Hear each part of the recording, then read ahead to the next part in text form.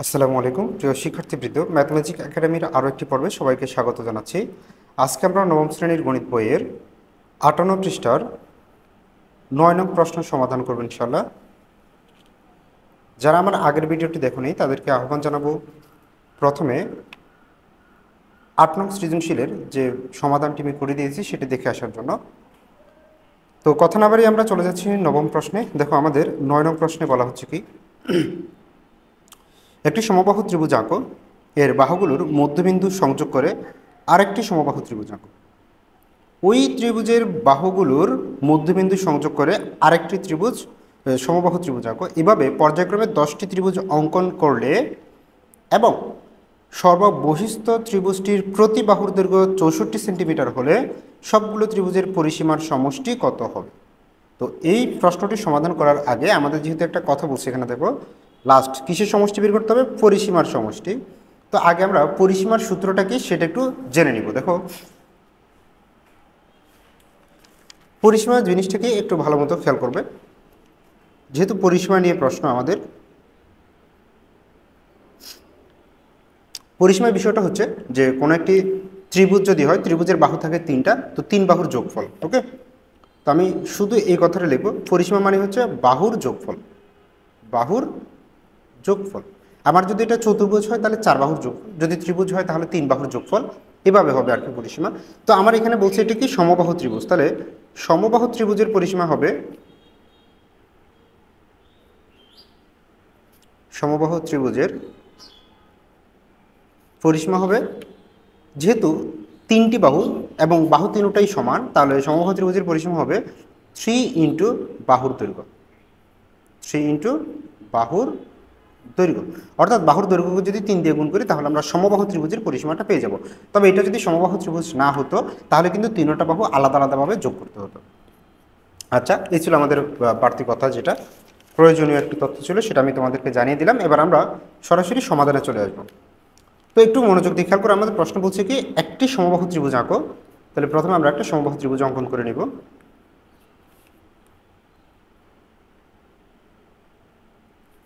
আমি হাত দিয়ে আইডিয়া মতো একটা এঁকে নিচ্ছি, তোমরা স্কেল দিয়ে আঁকলে ভালো হয়। আচ্ছা, মনে করো আমি একটা সমবাহু ত্রিভুজ এটা অঙ্কন করলাম, ত্রিভুজটার নাম দিলাম হচ্ছে কি এ বি সি। এবার বলছে দেখো, এই বাহুগুলোর মধ্যবিন্দু সংযোগ করে আরেকটি সমবাহু ত্রিভুজ আঁকো। তাহলে এই যে 3টে বাহু আছে, 3টা বাহু মধ্যবিন্দুগুলো বের করো। ধরো এটা হচ্ছে এই বাহুর মধ্যবিন্দু, এটা হচ্ছে এই সি বাহুর মধ্যবিন্দু, আর এটা হচ্ছে কি এ বি বাহুর মধ্যবিন্দু। তাহলে এই মধ্যবিন্দুগুলোকে আবার যুক্ত করবো আমরা।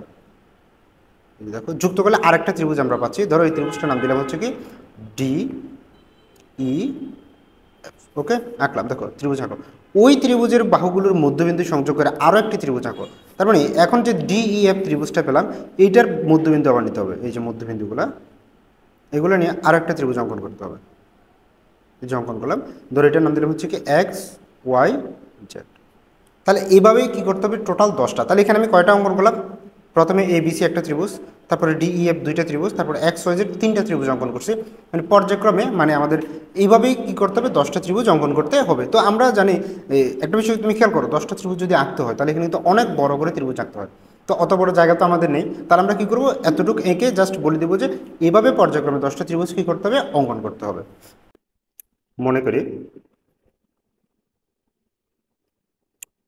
ত্রিভুজ A B C, A B equal BC equal C A equal হচ্ছে কত, আমাদের প্রত্যেকটা বাহুর দৈর্ঘ্য হচ্ছে কত, 64 সেন্টিমিটার। তাহলে হবে 64, এখানে হবে সেন্টিমিটার, সেন্টিমিটার না মিলিমিটার, সরি এটা হবে মিলিমিটার, 64 মিলিমিটার। তাহলে আমরা একটা বিষয় বুঝলাম যে ত্রিভুজের প্রত্যেকটি বাহুর দৈর্ঘ্য হচ্ছে কি সমান। তাহলে আমরা ত্রিভুজ, এই যে ত্রিভুজটার এ বি বিসি এবং এসি এরকম বাহুগুলোর নাম দিলে হচ্ছে মান হচ্ছে কত, 64 সেন্টিমিটার। তো এখন আমরা যে বিষয়টা বলবো যে বাহুত্রয়ের বাহুত্রয়ের মধ্যবিন্দু গুলো যুক্ত করে নতুন ত্রিভুজ, নতুন ত্রিভুজ হচ্ছে কি ডিই এফ, ত্রিভুজ ডিই এফ অঙ্কন করি, এফ অঙ্কন। আবার ত্রিভুজ ডিইএফ এর বাহুত্রয়ের মধ্যবিন্দু গুলো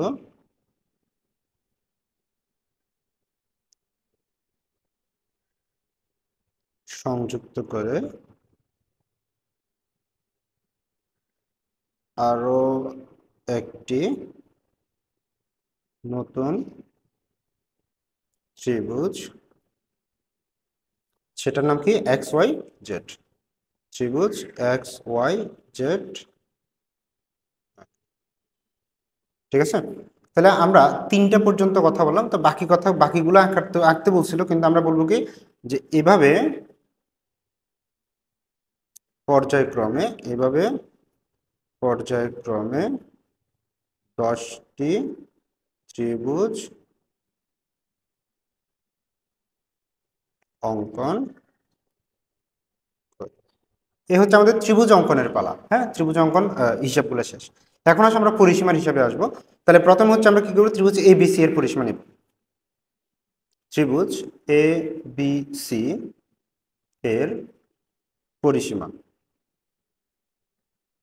ত্রিভুজ এ বি সি এর পরিসীমা হবে কত, 3 ইন্টু বাহুর দৈর্ঘ্য।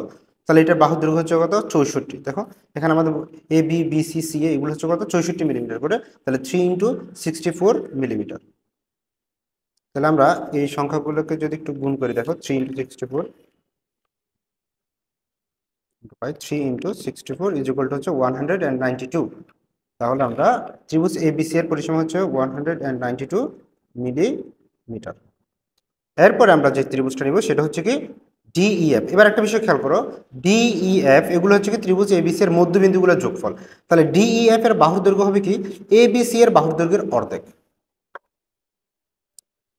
ত্রিভুজ ডিইএফ এর বাহুর দৈর্ঘ্য, এর বাহুর দৈর্ঘ্য হবে কত, আগেরটার বাহুর দৈর্ঘ্য ছিল হচ্ছে কত 64 মিলিমিটার, তাহলে 64 ভাগ হচ্ছে কত 2, মানে 64 মিলিমিটারের অর্ধেক হবে। তাহলে হচ্ছে কত, 64 অর্ধেক হচ্ছে 32 মিলিমিটার। তাহলে এভাবে এখন আমরা লিখতে পারি ত্রিভুজ ডিইএফ এর পরিসীমা। সুতরাং ত্রিভুজ ডিইএফ এর পরিসীমা, তাহলে ত্রিভুজ ডিইএফ এর পরিসীমা কি হবে, সেটা 3 ইন্টু 32 মিলিমিটার। তাহলে আমরা এটা যদি গুণ করি তাহলে পাচ্ছি হচ্ছে কত 96 মিলিমিটার। তাহলে আমরা ত্রিভুজ দুইটার হিসাব পেলাম। এবার হচ্ছে তৃতীয় ত্রিভুজ। তাহলে এরপরে আমরা আরেকটা ত্রিভুজ অঙ্কন করেছিলাম, সেটার নাম হচ্ছে কি এক্স ওয়াই জেড। ত্রিভুজ এক্স ওয়াই জেড এর বাহুর দৈর্ঘ্য, ত্রিভুজ এক্স ওয়াই জেড এর বাহুর দৈর্ঘ্য হবে কি, পূর্বে যে বাহুর দৈর্ঘ্য পেয়েছিলাম ডিইএফ, এটার বাহুর দৈর্ঘ্য ছিল কত 32, তাহলে এই 32 এর অর্ধেক। তাহলে হবে বাহুর দৈর্ঘ্য 32 ডিভাইডেড বাই 2 মিলি, তাহলে এটা হচ্ছে কত 16 মিলিমিটার। তাহলে এটার পরিসীমা আমরা বের করি। সুতরাং ত্রিভুজ এক্স ওয়াই জেড এর পরিসীমা, এর পরিসীমা হচ্ছে কত 3 ইন্টু 16 মিলিমিটার। তাহলে আমরা জানি 300 হচ্ছে কত 48, তার মানে 48 মিলিমিটার। তাহলে এ হচ্ছে আমরা তিনটা ত্রিভুজের পরিসীমার মানগুলো পেলাম। এভাবে আমাদের কয়টা ত্রিভুজ অঙ্কন করতে হবে, 10টি। তো আর 10টি ত্রিভুজের পরিসীমা বের করতে হবে। তো 10টা ত্রিভুজ এভাবে একটা একটা করে বের করতে কিন্তু অনেক সময় লাগবে, তার থেকে আমরা সরাসরি সূত্রে চলে যাব। সেটার জন্য কি করবো, আমরা লিখবো যে এখন ত্রিভুজ সমূহের পরিসীমার সমষ্টি আমরা মানে ত্রিভুজের পরিসীমাগুলো কি করব, যোগ করব। তাহলে প্রথম যে ত্রিভুজ সেটার পরিসীমা ছিল কত 192, পরেরটা ছিল হচ্ছে 96, যে 96 মিলিমিটার। আর এখন পেলাম হচ্ছে কত 48 অর্থাৎ 48 মিলিমিটার। এগুলো আমরা লিখবো যে 100 হচ্ছে কত 192, তারপরটা ছিল 96, তারপরটা হচ্ছে কত 48। এরপর এগুলো তো বের করে তাহলে এইভাবে চলবে। এভাবে কয়টা বের হবে টোটাল? 10টা বের হবে। তাহলে একটু ভালো মতো যদি খেয়াল করো, এটা দেখো একটা গুণোত্তর ধারা হয়ে যায়, গুণোত্তর ধারা 192। একটু খেয়াল করো, 192কে যদি আমরা এই যে 96 দিয়ে ভাগ করি তাহলে পাচ্ছি কত? 2। আবার দেখো 48কে যদি আবার 96 দিয়ে ভাগ 96কে আবার 48 দিয়ে ভাগ করি, যে 96 ভাগ হচ্ছে কত? 40, তা হচ্ছে কত? 2। তার মানে প্রতি ক্ষেত্রে এখানে ভাগফল 2 করে আসতেছে, যা একটি গুণোত্তর ধারা নির্দেশ করে। গুণোত্তর ধারা নির্দেশ করে। তো গুণোত্তর দ্বারা নির্দেশ করে যেখানে প্রথম পদ এ হচ্ছে কত? 192। তারপরে সাধারণ অনুপাত আর এর মান কিভাবে বের করতে হবে? দ্বিতীয় পদ হচ্ছে কোথায়? উপরে, প্রথম পদ হচ্ছে কোথায়? নিচে। তাহলে 96কে যদি দিয়ে 100 এটাকে ভাগ করি তাহলে 1, নিচে হবে 2, তার মানে 1/2। আর পদ সংখ্যা, এখানে পদ সংখ্যা হবে কয়টা? পদ সংখ্যা হবে কিসের সমান? ত্রিভুজের সমান। পদ সংখ্যা এগুলো হচ্ছে কিসের সংখ্যা? ত্রিভুজের সংখ্যা, ত্রিভুজ সংখ্যা। তো এখানে যেহেতু আমাদের বলছে 10টা ত্রিভুজ অঙ্কন করতে হবে, তাহলে ত্রিভুজ সংখ্যা n ইকুয়াল হচ্ছে কত? 10। এবার আমরা সমষ্টি সূত্রটা লিখব। আমরা জানি এস এন ইকুয়াল হচ্ছে কি A into 1 - r⁴ divided by 1 - r। এটা আমরা কি করলাম? সমষ্টি সূত্রটা এখানে উল্লেখ করলাম। এবার আমরা এখানে মানটা বসিয়ে দিব। দেখো এ মানে হচ্ছে কত? 192। তাহলে 192, 1 - r⁴n, আর এর মান হচ্ছে কত? 1/2, 1/2। তার উপরে হচ্ছে কত? n মানে হচ্ছে কত? 10। তার মানে 1/2, এটার উপরে হবে কত? 10। তাহলে এই জায়গাটা দিতে হবে সেকেন্ড ব্র্যাকেট, নিচে 1 - r, আর মানে 1/2। আচ্ছা, দেখো এখানে হচ্ছে কত? 192, 1 - 1/2 একটু হিসাবটা খেয়াল করো। 2 এর পাওয়ার যদি আমরা 10 দিই, দেখো 2 এর পাওয়ার যদি 10 দিই তাহলে হচ্ছে কত? 1024।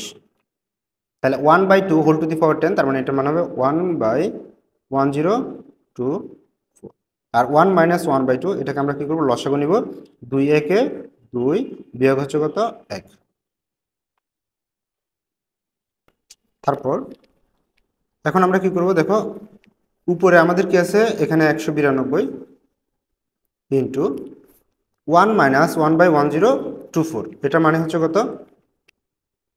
দেখো নিচে এটা লসাগু নেই, লসাগু হচ্ছে কত? 1024। তাহলে কি করতে হবে? 1024কে 1 দিয়ে গুণ করতে হবে।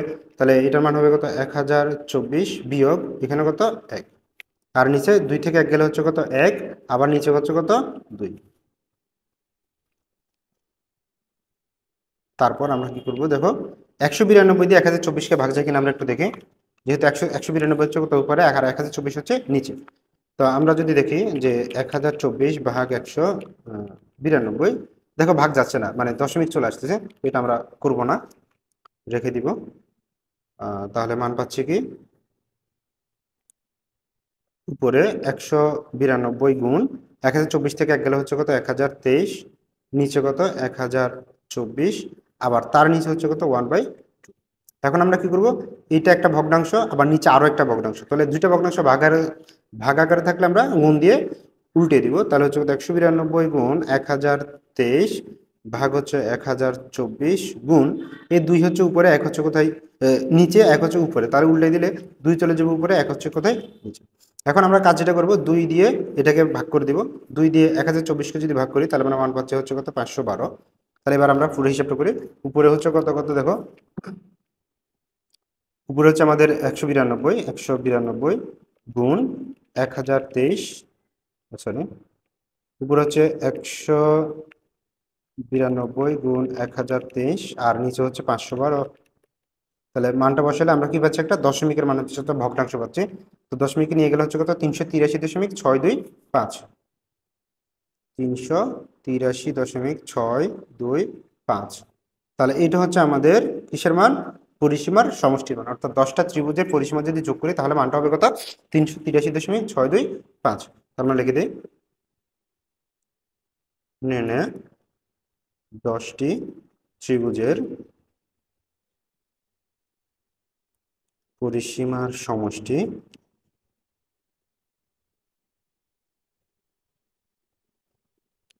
হচ্ছে কত? 383.625। এ হচ্ছে আমাদের উত্তর। আশা করি সবাই বুঝতে পারছেন। আচ্ছা, তারপরে আমরা সমাধান করব 10 নং প্রশ্ন। তো আমাদের ভিডিওটি লম্বা হয়ে যাচ্ছে, সেজন্য আমি 10 নং প্রশ্নটি পরবর্তী ভিডিওতে করে দেবো ইনশাল্লাহ। তো পরবর্তী ভিডিও দেখার আহ্বান জানিয়ে এই ভিডিও থেকে আজকের মতো বিদায় নিচ্ছি। আল্লাহ হাফেজ।